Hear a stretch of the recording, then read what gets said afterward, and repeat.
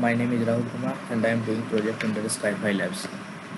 And this is project on handwritten digit recommendation using machine learning. So our first task will be importing all the libraries which are NumPy, Pandas, Matplotlib, and we will use some new libraries like TensorFlow, Keras, because it is a project on deep learning. And from keras.datasets we will import MNIST data and we will load all the data in data. Now our data is a 2 by 2 matrix in which first row represents training image and training levels and second row represents test image and test level.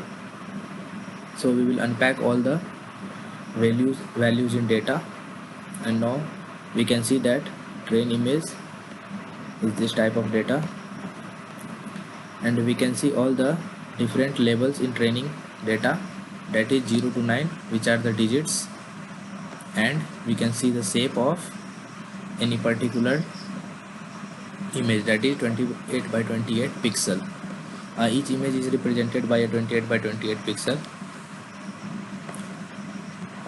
So we will first visualize our data set. The data is given in a form of array and we can't say which digit is which. So actually data is the intensity at each spatial coordinates. So we have to convert those intensity into color. So we will use Matplotlib and we will use subplot for we have to make 5 plots for the example. We will so this function plt.imshow will show the image and it show image of all 5 training image bracket I, and we will use cmp plt.cm.binary and x level as plt.x level of each training set example, and we can see that the plot is this and this is our training example. So this is plotted as 5 0 4 1 9. Now our step will be pre-processing of data. Since data is already pre-processed, we don't have to do many things. Just we will do, since each colored pixel can be of the value 0 to 255, so we will divide all the values by 255. We used to pre-process data so that machine learning algorithm will be more efficient on a smaller data scale. Now we have to use, since we have to use a sequential flow of algorithm, so we will use this keras.sequential and we will create a model object, and our first layer will be a flattened layer which contains input of shape 28 by 28, that is the pixel size, and second layer will be a hidden layer which is a dense of value 128, and third layer will be a target layer, output layer, that have 10 categorical values of 0 1 2 3 10. 128 is any arbitrary value. So we can see the hidden layers as model layers. Model layer is a model.layer is a sort of array, and its 0 indexing will give the input layer, 1 indexing will give the hidden layer, and 2 will give the output layer, and such that. And we can store all the weights in the weights variable which can be accessed by hidden layer.get weights. We can see the shape of weights, it is 128, and output layer shape, it is 128 by 10. Now we have to use stochastic gradient descent, and it can be achieved by keras.optimizers.sgt, and learning rate is 0.5, momentum is 0.5, and decay is 10 to the power minus 6. Now we have to compile our data and we have to provide optimizers, loss function and metrics. So loss functions we have used is sparse, categorical, cross entropy, matrix is accuracy, and optimizer we have defined earlier SGT. Now we will fit our data and store it in variable history. History will contain all the validation loss and loss for all the epochs which we have provided 10, So we can see that validation loss, we can store all the validation loss in all epochs in a special variable validation loss and losses. So we have two variable validation loss and losses. We have to visualize, now we have to visualize all the graph between epochs and losses, how the losses change. So we will again use matplotlib, and indices is in the range of length of losses, that will be 10 because epochs have 10, so 10 losses will be there. And x level is epochs, y level is losses, and legend will be validation loss and losses, so because we have two loss, validation loss and loss. Now we will plot indices as x coordinate and validation loss as y and color as blue, and in the second plot indices y as losses and color as green. Now we can see that validation loss is 10. After some point validation loss is greater than our training loss. It means training loss, our model is memorizing the training data more and work less efficiently on the validation data. Now we will use model.evaluate function to evaluate how the model performs on our testing image and testing level. So we can create variable, we can check how much loss and accuracy is there on our model.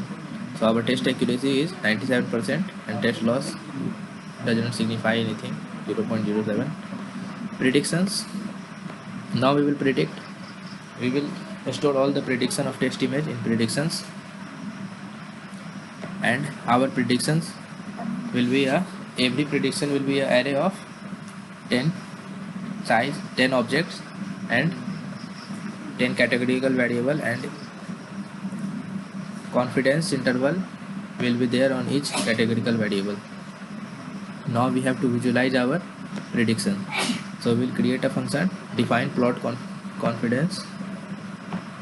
In the plot confidence, we will take arguments image, labels, predictions, and so our function begins with here. These are just matplotlib adjustments, and these are just image spacings and figure size. So plot index will be 0, and whatever will be the length of image, we have to plot every image, labels and prediction. So first plot index will be 1, this will be the first index, this will be our first plot, and we use plt.subplot. x-axis will be number of row will be length of image, and number of column will be 2. First will be used, second will be bar plot, and first will be simple plot, image plot. Plot index will be 1, first we will use our plot image show.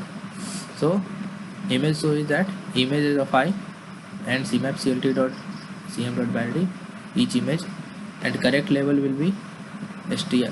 We will convert the labels in string, and predicted label will be maximum value of predictions in predictions array. That means that predictions, every prediction will be an array, and which one gives maximum will be a predicted level, which one probability is maximum in the array call row.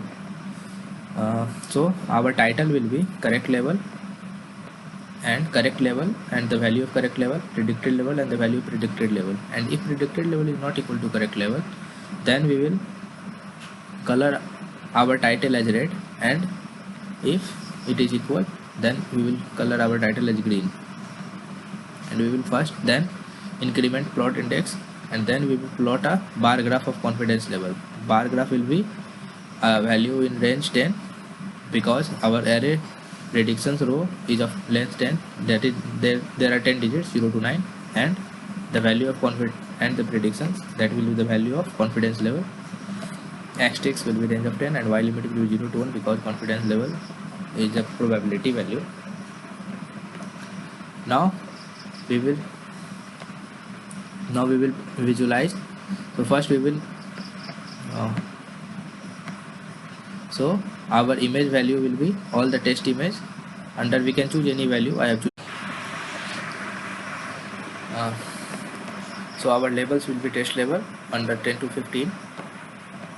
Test predictions will be also indexed from 10 to 15.